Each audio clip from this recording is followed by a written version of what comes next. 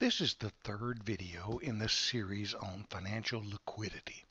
We have previously covered the acid test and the current ratio, and both of those measures are dollars of assets for each $1 of current debt. And again, since we're talking about liquidity, we're still just talking about the short run ability to pay. In other words, are current assets enough to cover current debt, with debt being due the current debt being due in 1 year, and of course the current assets are things like cash or products that we have produced on the farm and have for sale but haven't sold yet. Now the third measure of liquidity is something called working capital. Now working capital is a little different than the first two because it's not really a ratio, it's a dollar amount.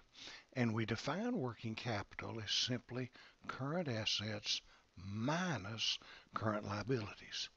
Right? Current assets minus current liabilities.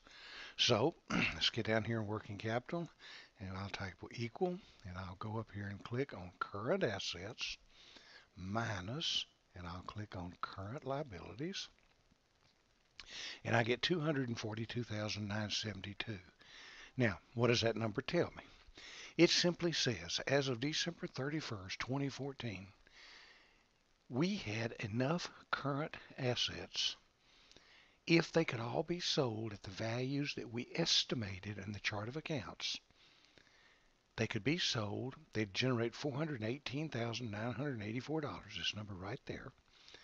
And then if we paid off all the liabilities that were due at that moment, that represent liabilities that are going to come due in the next year, but we would have to pay those. If we subtracted the 176, there'd be $242,972 left over. So we have sufficient assets to pay the current debt. That's sufficient current assets. Do not forget that the current assets on this farm are in large part estimated values of crops in storage and market livestock. So in the chart of accounts, we had to estimate the price of those items. Now we could count the quantity, like bushels of corn in storage or number of head of steers or so forth, but we had to estimate a price. And of course, if that price is overestimated, it would simply mean a greater amount of working capital.